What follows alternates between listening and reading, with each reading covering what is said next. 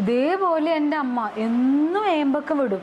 എന്ത് കഴിച്ചാല് പച്ചവെള്ളം കുടിച്ചാല് രാവിലെ തൊട്ട് വൈകുന്നേരം വരെ ഇങ്ങനെ ഏമ്പക്കം വിട്ടുകൊണ്ടേ നടക്കുക. എന്താണ് ശരിക്കും ഇങ്ങനെ വരുന്നതിന്റെ കാരണം? അത് വേറെ ഒന്നുമല്ല, വയറില് ആസിഡിന്റെ അളവ് കുറയുന്നതാ. വയറിൽ അതിന് ആസിഡ് ഒക്കെ ഉണ്ടോ?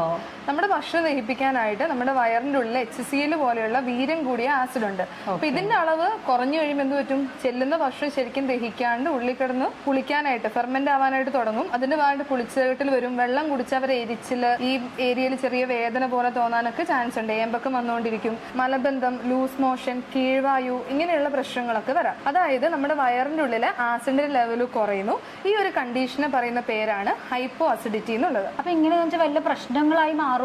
ഇത് ശ്രദ്ധിച്ചില്ലെങ്കിൽ എന്താ സംഭവിക്കാന്ന് വെച്ച് കഴിഞ്ഞാൽ, പൊതുവേ നമ്മുടെ വയറിന്റെ ഉള്ളില് ഈ ഹൈ ആസിഡിന്റെ ലെവൽ ഉള്ളതുകൊണ്ട് ചീത്ത ബാക്ടീരിയക്കോ ഫംഗസിനോ വളരാനായിട്ട് പറ്റില്ല. അപ്പൊ ചെല്ലുന്ന ഫുഡ് ശരിയായ രീതിയിൽ ദഹിച്ച് കറക്റ്റ് ആയിട്ട് പോകും. പക്ഷേ ഈ ആസിഡിന്റെ അളവ് കുറഞ്ഞു കഴിയുമ്പോൾ എന്ത് പറ്റും? ചീത്ത ബാക്ടീരിയകൾ, അതായത് H. പൈലോറി പോലെയുള്ള ചീത്ത ബാക്ടീരിയയുടെ ഗ്രോത്ത് കൂടാനുള്ള ചാൻസ് വളരെ അധികമാണ്.